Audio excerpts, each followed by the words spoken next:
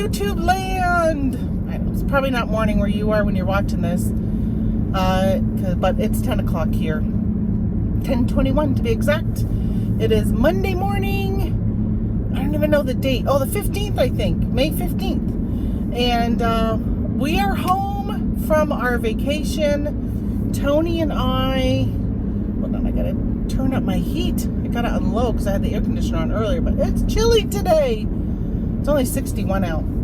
But Tony and I are home from a trip we took for 3 weeks. We were gone. I was hoping to go live with you guys, but unfortunately, I'll tell you, we have struggled with keeping good service when we are traveling. We were in Utah. We were in Moab, Utah for a week. I had 4 full bars on my Verizon, but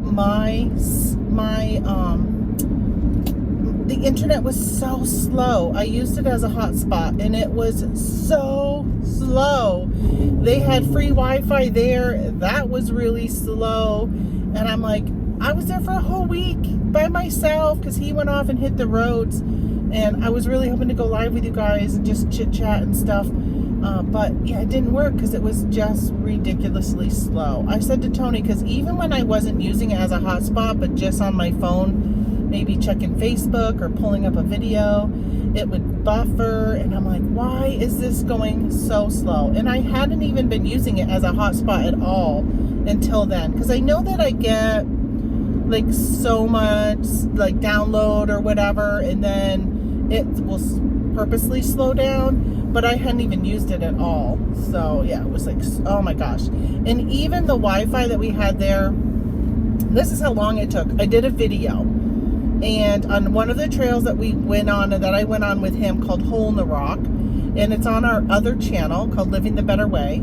I edited that video the first day that we were in Moab, Utah for, because we were going to be staying there for over a week. So I took all the time and I did all the editing and downloaded it from Filmora, and then you have to upload it to YouTube, and it took over 26 hours to download it from Filmora. That's how slow the internet was. I just left it going all day, all night, and the next morning it was still downloading. And I don't know, it was like 10 or 11 in the morning when it finally was done. And then I uploaded it to YouTube. And I didn't keep track of how long that was. But at that point, I actually put it on my hotspot to upload it. And it uploaded quicker than 26 hours. But it still was really, really slow. Like something that probably, like when I do it at home, it was an hour-long video. And I think normally an hour-long video will take at least an hour when I upload or download and do all that stuff here at home. Sometimes slower though.Maybe it's Filmora is part of the problem. But it was really slow. But anyway, I didn't get a chance to go live with you guys.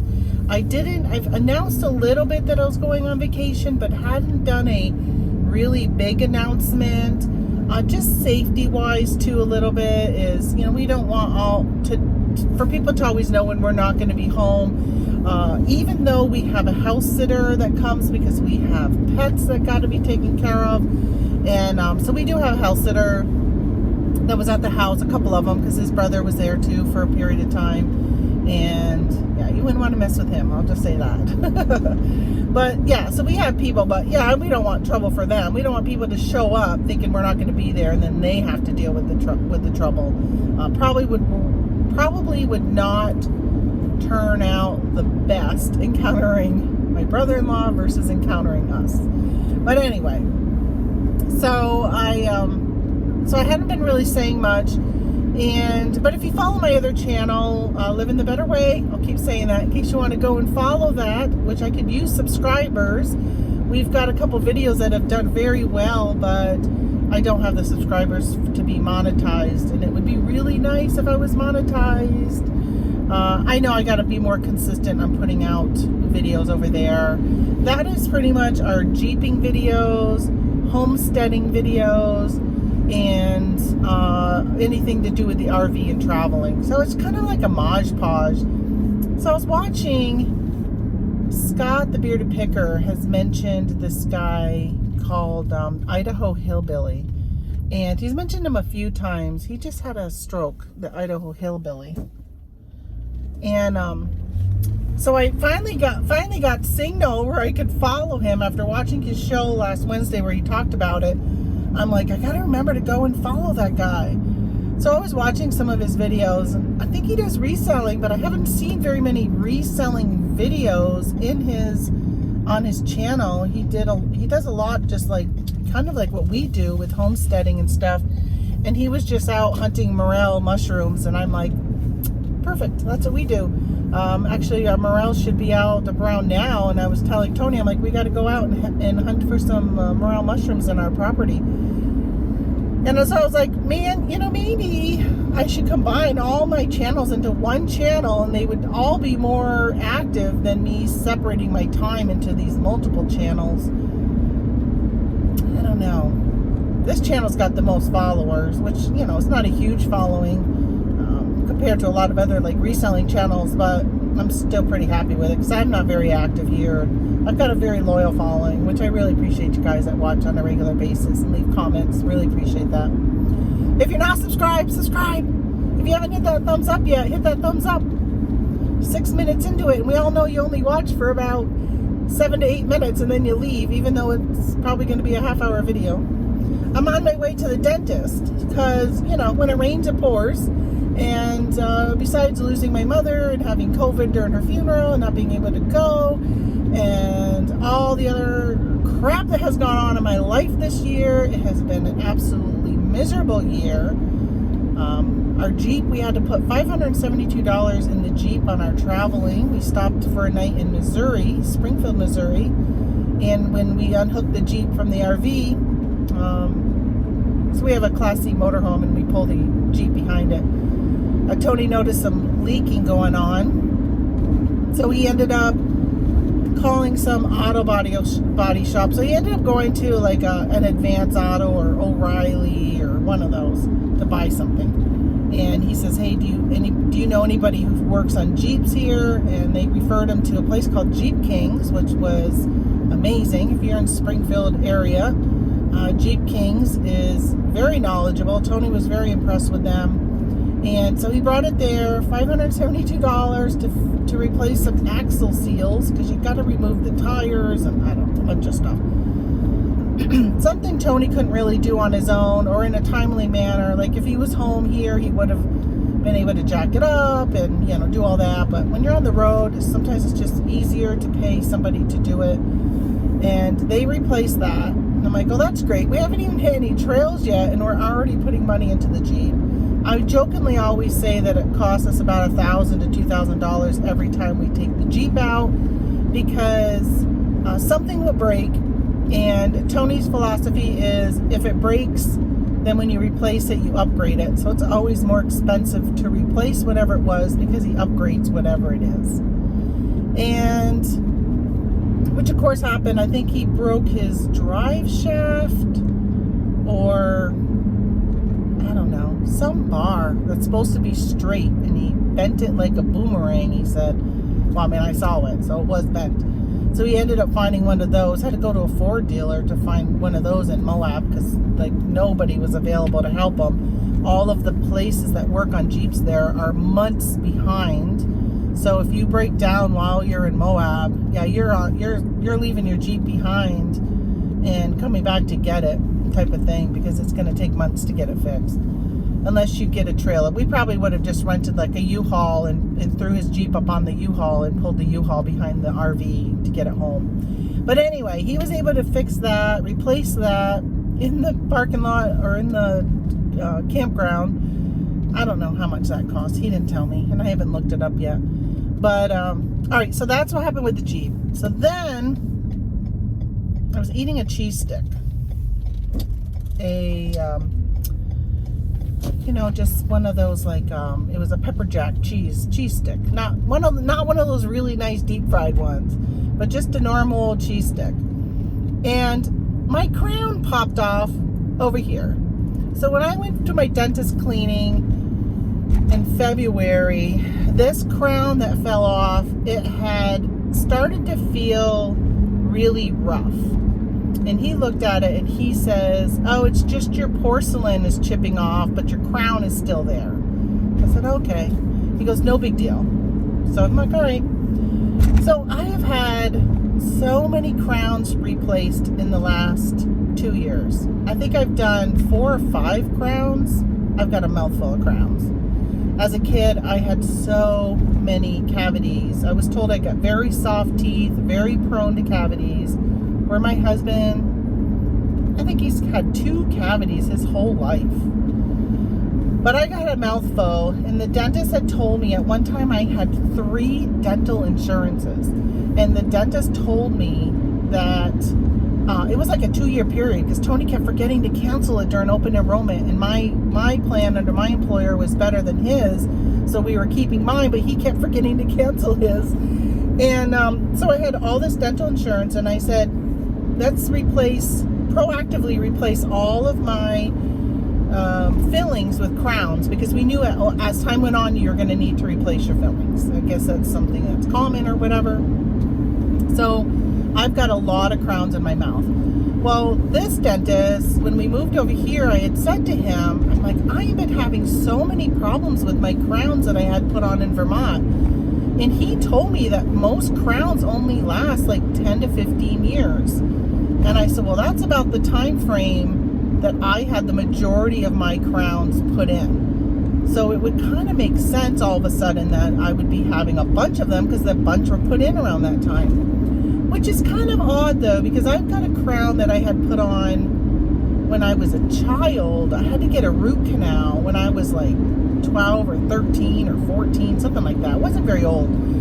And that crown is still on my tooth. I've never had to get that replaced. Maybe because it was on a root canal, which I had to have a root canal last year because one of my crowns, I grind my teeth at night. Even though the dentist said it has nothing to do with my crowns going bad, I completely disagree with him. But I grind my teeth at night, and sometimes I wear my mouth guard. Most of the time I don't. And I think what happened was my grinding looses my crown. And in one case, when the crown came off, a big chunk of tooth came off with it, which was up over here. And there was almost no tooth left to put a crown back on. So I had to go get a root canal so they could put a post in and attach the crown to the post. That was fun. That was expensive. I think it was like $2,000 or $3,000 for the root canal, and then it cost me, I think it's like $1,200 for a crown. It was expensive. So this year when I went, I told him, I said, no crowns this year. I'm trying to go a whole year without crowns. Because again, the last few years it's been 2 or 3 crowns a year, and I'm like, I just want a break from the crowns. My reselling has gone downhill. That extra money that I would have for that type of stuff has gone downhill. I really don't want to use my inheritance money from my mom to pay for crowns. I want to do something fun with it. So, or wise, I'm actually kind of hanging on to it too, because, I got to have a backup plan. If something was to happen to Tony, I need to have a backup plan until I'm Social Security age and can start collecting Social Security. And with him and the VA benefits he gets, I don't get anything unless he has been disabled at 100% for 10 years. And I think he's only at 7. I think he's at 7 years of being 100% disabled. So I'm going to have to make him last at least 3 more years. Hopefully it's a lot more than that, because losing my mom has been extremely hard for me. Hardest thing I've ever had to do in my whole life. I can't even imagine what's going to be like if Tony passes. I just hope that I go before him so I don't have to experience it. Very selfish of me, but I can't even imagine. So I don't want to use that money to pay for the dentist, but now here we are on my way. I got my crown in my, there it is right there. The crown in a bag. So I called them and I said, I lost my crown, and they're like, oh no. I'm like, I know, I was trying to go a whole year. I said, but it's really weird. So it ended up being the tooth that the other one was chipping off from. Which, when this crown popped off, I was like, looking at it, and I'm like, it doesn't look like the porcelain's been chipping off. I said, this is kind of weird. So I told her, I said, there's like a band going around the tooth still. I said, I don't know if they put a band inside my gum and then they put the crown like on top of it. And she's like, it sounds like you only lost part of your crown and part of it is still on your tooth. And I thought, well, that would make sense. That would make sense why when I looked at the crown that came off, so everything else that's been coming off over the last year has been like just bits and pieces have been chipping off, but the crown was still as a whole, and this must have been just one big piece that popped off because I couldn't get it back on. Like I can't push it back on like normally when I lose a crown. I can like push it back on my tooth and keep it there until I go to the dentist. I just got to make sure I don't eat anything sticky or whatever. So he's gonna have to like take the rest of the crown off, and I don't know. I'm hoping he gives me Novocaine because it's a little sensitive to cold. It's sensitive to cold. Excuse me. It's not like overly sensitive, but enough where if he's gonna be taking any like dental tool and picking at it, it's probably gonna make me go off the roof. So, yeah, and I'll just be nervous anyhow. I'll probably leave there with like this part of my lip will be all numb and I'll be drooling.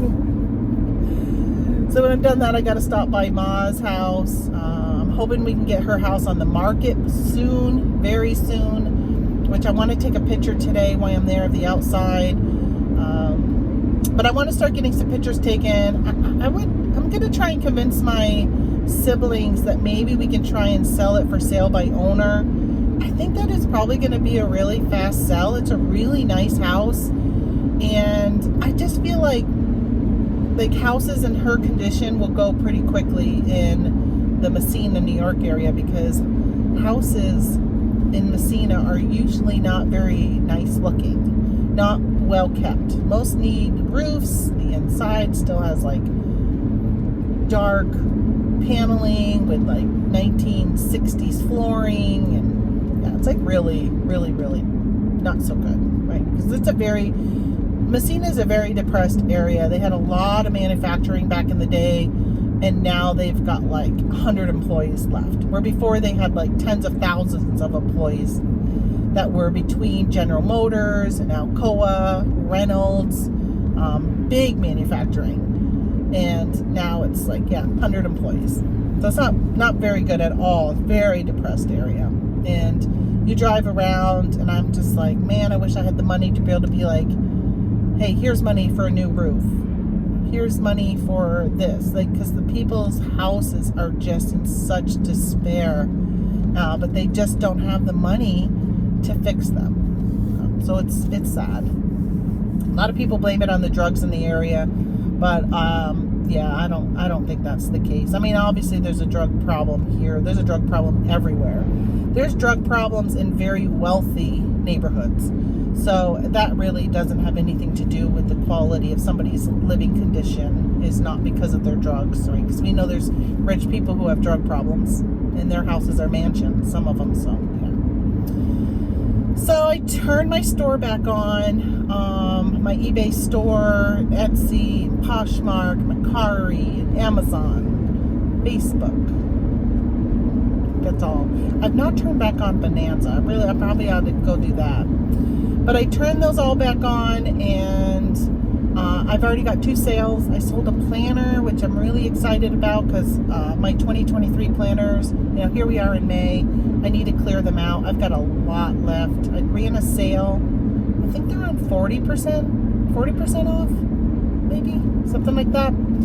So I'm hoping to get those cleared out, and I'll probably just keep increasing as time goes on. I'm gonna probably in June I'll run 50% off, and then in July I'll run even higher, because they're only going to get like half a year use out of them, but there's still so much part of the year left. So if you need a planner, hit me up.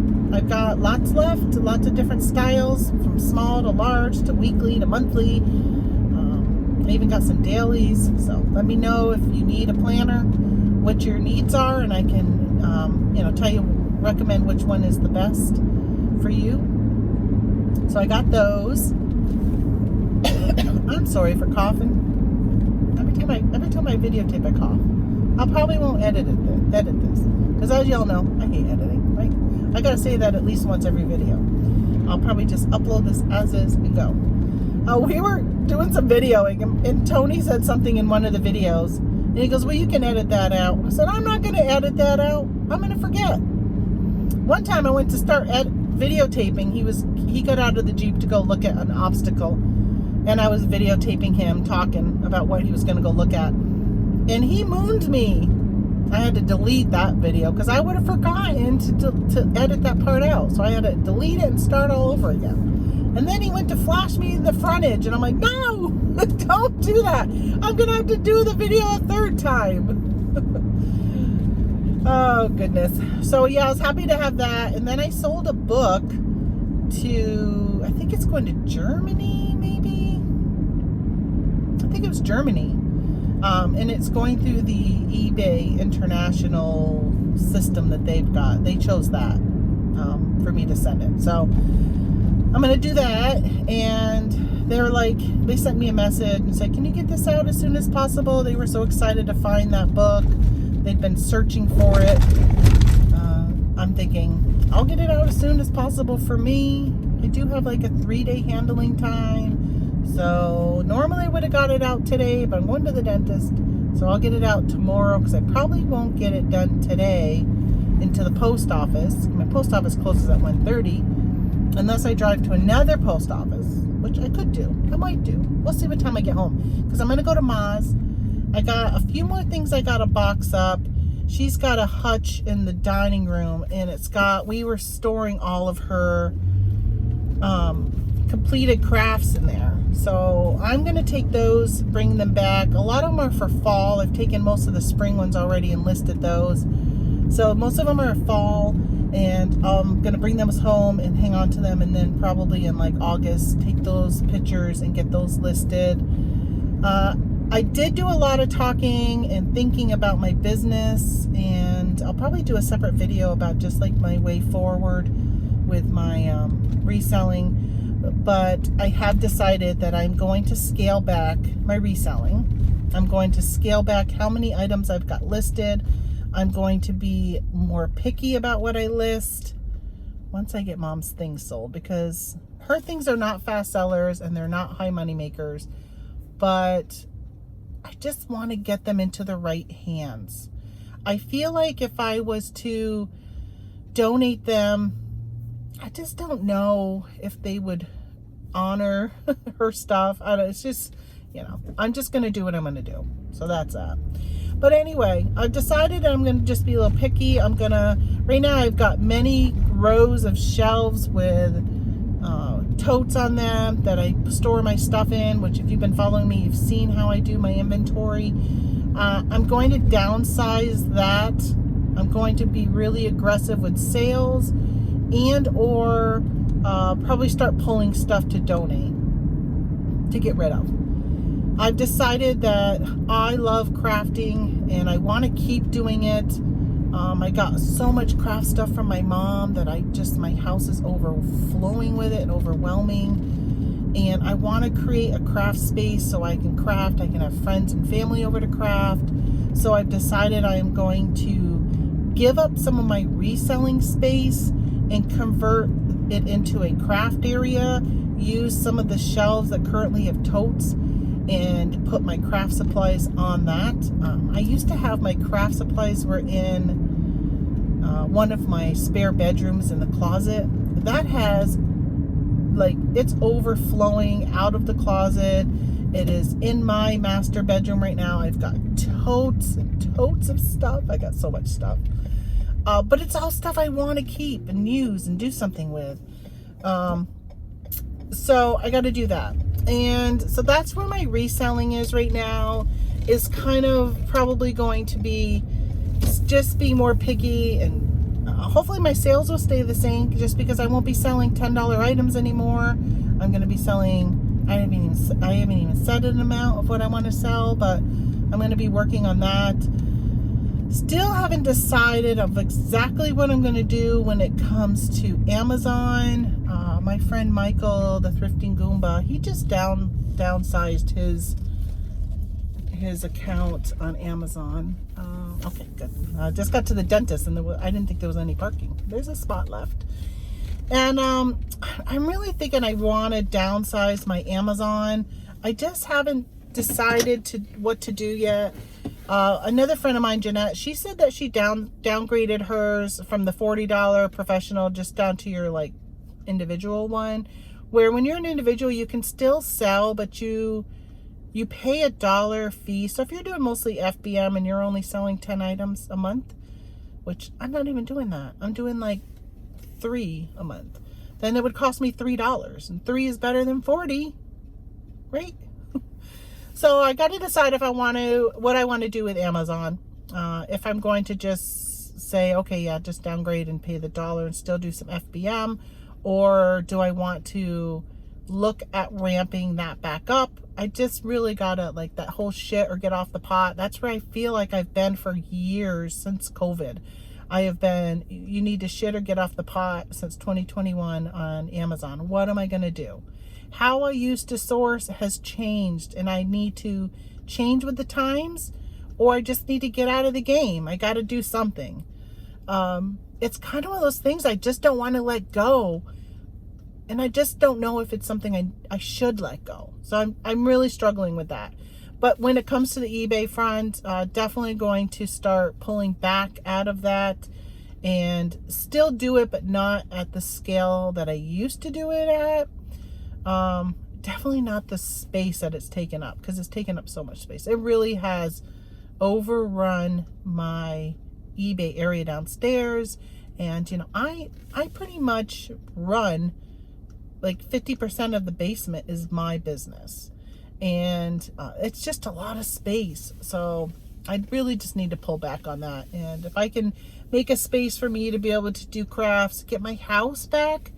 I feel like even with crafts, my dining room has been my craft room, and I just want my dining room back. I want people to be able to come over and feel happy and proud that they can walk through and see my house, and it's not a mess. It's not looks like a crafter's hoarder's room. Like, it's been really, really bad for the last couple years between my spare bedroom and my dining room. I just want that space back. So that's my goal. I just now got to put it into action, which is really something I like overanalyze. Not something I do very good, is putting stuff into action. So I got to do that. All right, well, I'm going to run into the dentist and wish me luck. I hope it's not too painful. I hope it's not going to be too expensive. And then I also hope that he can get me in to do the crown itself. Today's just an evaluation, to do the crown itself soon, because it has been really annoying me. But if he takes off that metal piece that's been kind of ripping out my tongue, I think that will be good. All right, see you guys later, and maybe I'll even video on the way home. We'll see. All right, bye.